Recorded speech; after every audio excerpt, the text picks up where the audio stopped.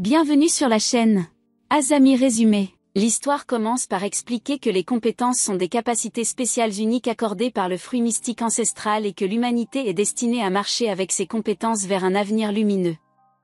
Nous rencontrons ensuite notre protagoniste Light et son amie d'enfance Lina alors qu'ils se rendent à l'église pour recevoir leurs compétences. En chemin, Lina demande curieusement à Light quel type de compétences il espère recevoir. Light répond qu'il aimerait beaucoup la compétence de rapidité ou le double maniement, mais que viser parfaitement serait aussi incroyable.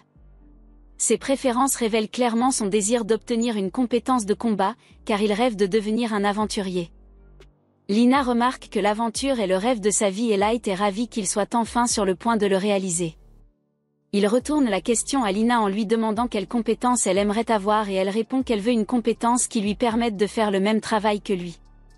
Light suggère alors avec joie qu'ils pourraient devenir des aventuriers ensemble dans ce cas, mais l'incertitude du fruit de la compétence plane, car personne ne sait quelle compétence il recevra tant qu'il ne l'aura pas mangé. Arrivés à l'église, ils sont accueillis par une nonne. Elle leur montre une collection de fruits de compétences en leur expliquant leurs fonctions. Ces fruits confèrent des capacités uniques à quiconque les mange, les alignant sur une profession liée à la compétence. Mais il y a un grave avertissement. Une personne ne peut manger qu'un seul fruit de compétence dans sa vie et en consommer un deuxième l'empoisonnera et la tuera.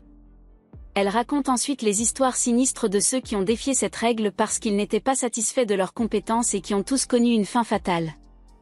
Lina, un peu surprise, demande à Light s'il connaît cette règle et il confirme que oui, affirmant qu'elle est connue de tous ceux qui aspirent à devenir aventuriers. Il ajoute que sans compétence de combat, l'idée de partir à l'aventure est risible, car tous les aventuriers qui réussissent se targuent d'avoir de formidables capacités et ils rêvent de se retrouver parmi eux un jour. La religieuse leur assure que tant qu'ils respectent la règle du fruit unique, tout ira bien. Elle annonce alors qu'il est temps pour eux de manger les fruits et Lina s'avance la première, cueille un fruit et en prend une bouchée. Instantanément, elle se met à briller et une chaleur rayonnante la traverse. Sa compétence se manifeste et la nonne l'évalue avec admiration, révélant que Lina a acquis la rare et prestigieuse compétence de saint de l'épée. La nonne est choquée de voir une sainte de l'épée émerger d'un endroit aussi insignifiant, déclarant qu'elle attendait une aventurière de ce calibre. Elle ordonne rapidement à ses subordonnés d'informer les guildes, soulignant la gravité du moment, tandis que Light se tient à côté d'elle et observe avec admiration. Lina, pleine d'espoir, souhaite que Light reçoive également une compétence de type combat. Rempli d'espoir, il croque dans son fruit, impatient de découvrir son destin. Cependant, la nonne lui révèle que sa compétence est maître des fruits et lui explique qu'elle est liée à la culture, ce qui lui permet de récolter plus de fruits et d'accélérer leur croissance. Mais l'apocalypse écrase Light car cette compétence n'a aucune valeur au combat et ses rêves d'aventure sont anéantis. Il envisage désespérément de réessayer, mais la nonne lui rappelle sévèrement que cela lui serait fatal. Lena tente de le consoler en lui assurant qu'elle restera à ses côtés, lui proposant même de l'aider à cultiver des fruits. La nonne, visiblement dégoûtée, réagit durement. Elle refuse de laisser Lena gâcher son extraordinaire potentiel, déclarant que les Sword Saints sont un phénomène rare qui n'apparaît qu'une fois par décennie. Elle insiste sur le fait que Lena doit accomplir son destin d'aventurière et partir immédiatement pour la ville sainte.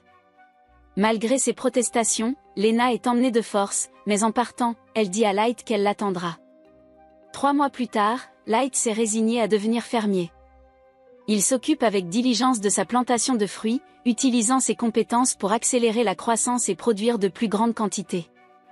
Bien qu'il admette que cette vie lui convient parfaitement, il ne peut s'empêcher de se remémorer les rêves d'aventure qu'il a maintenant enterrés. Compte tenu des circonstances, il décide de vendre sa récolte en ville, mais les gains sont malheureusement maigres, et il se dit qu'il aurait peut-être plus de chance si son talent s'étendait aux légumes. En rentrant au village, Light tombe sur une affiche représentant Lena, et à sa grande surprise, elle est déjà devenue une aventurière de rang S, ce qui témoigne de sa réussite rapide.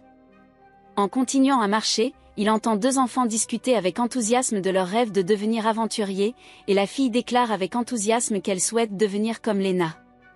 En entendant cela, Light sent la distance entre leurs vies grandir, réalisant à quel point elles sont devenues éloignées l'une de l'autre.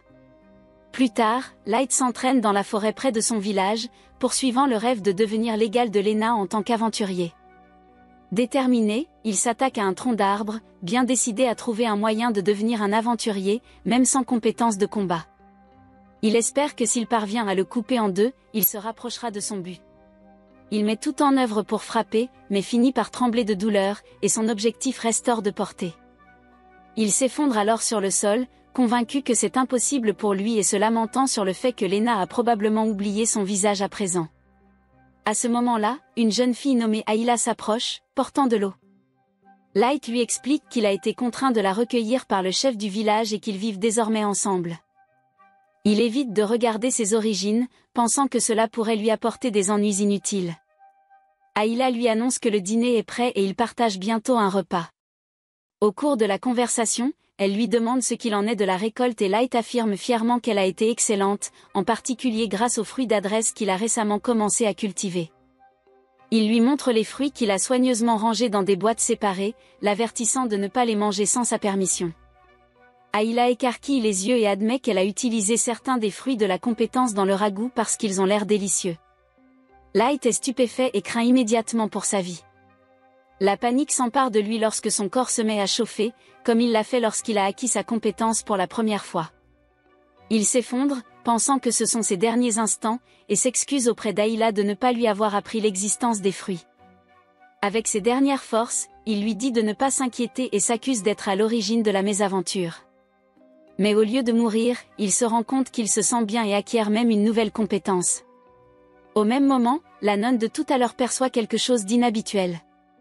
De retour dans sa maison, Light s'efforce de comprendre pourquoi il n'est pas mort. Mais avant qu'il ne puisse percer le mystère, Ayla acquiert soudain une nouvelle compétence en mangeant le ragoût. Un cercle magique apparaît alors autour de son œil, ce qui lui permet de percevoir des informations détaillées sur les compétences. Elle jette un coup d'œil à Light et lui révèle que sa compétence de maître des fruits l'immunise contre tous les poisons liés aux fruits. Light est stupéfait et demande comment elle le sait. Elle lui explique que les lettres sont simplement apparues dans sa vision lorsqu'elle l'a regardé. Mais ce n'est pas tout, car Ayla remarque que Light a maintenant une compétence supplémentaire. Il s'agit de Sword God, qui augmente sa puissance d'attaque lorsqu'il manie une épée et lui confère également une résistance accrue à la magie. Light comprend rapidement qu'Ayla possède une compétence de type appréciation et son excitation pour sa nouvelle compétence le pousse à se précipiter à l'extérieur pour la tester. Il se rend dans la forêt et frappe le même tronc d'arbre, le tranchant net d'un seul coup. Mais son pouvoir ne s'arrête pas là. Son coup se répercute sur un autre arbre derrière lui, le renversant lui aussi. Light se réjouit et pense qu'il est peut-être la seule personne en vie à posséder ces deux compétences, et cette pensée le remplit de joie. Le lendemain, Light et Ayla se rendent à la ville sainte. Ayla est émerveillée par les étals de nourriture et les rues animées, mais Light la presse de se dépêcher alors qu'il se dirige vers la guilde des aventuriers. L'atmosphère animée fait sourire Light et Ayla remarque à quel point il est heureux d'être là, si bien qu'il admet que cela a toujours été son rêve de visiter cet endroit. En regardant le tableau des primes, il explique à Ayla comment les aventuriers gagnent des récompenses en accomplissant des quêtes ou en se servant pour obtenir de meilleurs équipements et de la nourriture. Aujourd'hui, cependant, il n'est pas venu ici pour l'argent. Il est ici parce qu'il veut tester sa nouvelle compétence et faire un pas en avant pour devenir l'égal de Lina. Vous demandez donc à Ayla d'attendre pendant qu'il s'approche de la réception pour accomplir une quête. Pendant qu'elle attend, Ayla utilise sa compétence pour inspecter les aventuriers autour d'elle. Elle s'aperçoit rapidement qu'aucun d'entre eux ne possède plus d'une compétence, ce qui rend la situation de Light encore plus remarquable. À ce moment-là, un aventurier nommé Jean tombe sur Light et l'accuse d'être à l'origine de la collision. Light lui fait calmement remarquer que c'est de sa faute, mais Jean refuse de l'admettre. Reconnaissant Light comme un vendeur de fruits du marché, Jean se moque de lui en disant qu'il n'a pas sa place dans la guilde. Mais avant que Light ne puisse répondre, Ayla apparaît et demande s'il y a un problème, mais Light essaie d'éviter tout conflit inutile et de le balayer d'un revers de main. Jean, cependant, n'a pas l'intention de se laisser faire et escalade les choses en attaquant Light, mais Light bloque l'attaque avec facilité, surprenant Jean et son groupe. Light se rend alors compte que le fait de tenir une épée augmente sa vitesse de réaction, et il est très heureux de cette découverte. Jean est embarrassé, prétend qu'il n'était pas sérieux et recule, tandis que les membres de son groupe le pressent de partir et de se concentrer sur leur mission. L'affrontement terminé, Light annonce à Ayla qu'il est temps pour eux de partir car il a obtenu leur première quête, et ensemble, ils quittent la guilde et se dirigent vers les vastes terres à l'extérieur de la ville. Light est ravi à l'idée de rencontrer des monstres pour la première fois, et il demande à Ayla de rester derrière lui car la zone peut être dangereuse. Il commence à chercher et Ayla aperçoit un Slim, ce qui lui permet de savoir qu'il s'agit de la cible de la quête de chasse au Slim. Elle remarque également que ce Slim a une défense plus élevée que la normale. Light s'approche alors tranquillement de la créature, dégaine son épée et fait confiance à l'habileté de son dieu de l'épée pour le mener à bien.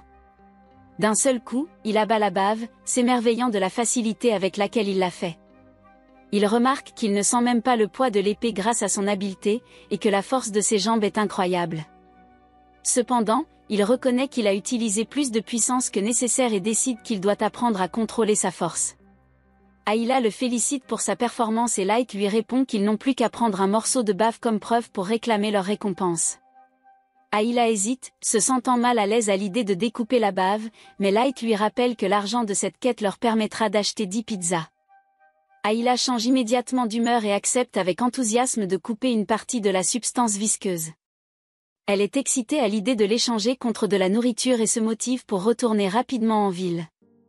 Soudain, ils entendent un cri dans les environs et remarquent que le groupe de gens se bat contre un ogre.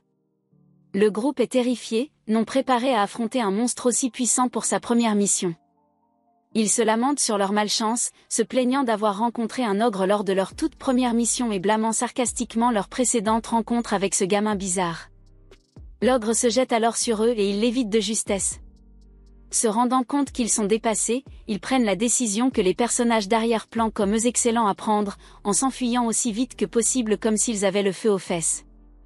L'ogre les poursuit, mais il remarque que le groupe de Light est devant eux. Jean décide alors de faire le coup le plus sale qui soit et de mener l'ogre directement à Light et Ayla. Sans hésiter, le groupe passe devant Light, le laissant seul face à la bête. Light évalue la situation et se rend compte qu'il n'a pas d'autre choix que de se battre. Il tire donc son épée et est déterminé à faire de cette bataille le début idéal de son voyage d'aventure. L'ogre attaque, mais Light esquive habilement. Ayla lui conseille d'être prudent, lui rappelant que la compétence du dieu de l'épée n'augmente pas sa défense physique, et qu'un seul coup de l'ogre pourrait le tuer. Light refuse cependant d'envisager l'idée de mourir dans un tel endroit. Comme son rêve de devenir le plus grand des aventuriers brûle de mille feux, il bondit sur l'ogre, bien décidé à l'abattre. L'ogre fait tournoyer son arme, mais Light la coupe habilement au milieu de l'attaque, et d'un puissant coup de démon, il coupe l'ogre en deux. Ayla se précipite à ses côtés, lui demandant s'il va bien, et il lui assure qu'il va bien. Jean et son groupe restent figés, incapables de croire ce qu'ils viennent de voir et se demandant qui peut bien être ce type. Plus tard, Light raconte fièrement à la réceptionniste de la guilde qu'il a vaincu un ogre. Elle a du mal à le croire, mais le groupe de Jean confirme l'histoire, ayant vu l'intégralité du combat, mais Jean est visiblement réticent à accorder le moindre crédit à Light. La réceptionniste s'empresse d'aller faire un rapport à la hiérarchie, laissant à Light le sentiment d'être enfin un aventurier à part entière. Soudain, l'atmosphère de la guilde change et la salle devient plus silencieuse, si bien que Light demande avec curiosité ce qui se passe. Jean l'informe alors que le groupe de rang S est de retour, et Light a le cœur qui bat la chamade lorsqu'il aperçoit Alina parmi eux. Désireux de renouer le contact, il s'approche et l'interpelle, lui demandant si elle se souvient de lui. Mais, surprise, Alina le regarde avec indifférence, affirmant qu'il doit se tromper et qu'elle ne le connaît pas. Pendant ce temps, l'assistante de la nonne remarque qu'elle est perdue dans ses pensées et lui demande ce qu'elle a vu. La religieuse lui révèle solennellement qu'elle vient d'avoir une révélation. Une force puissante et dangereuse est née, qui va ébranler le monde entier. C'est tout pour cette vidéo. Si vous aimez cette nouvelle série, laissez un like pour le prochain épisode. Et abonnez-vous pour plus de contenu à nom. Merci d'avoir regardé, bye bye.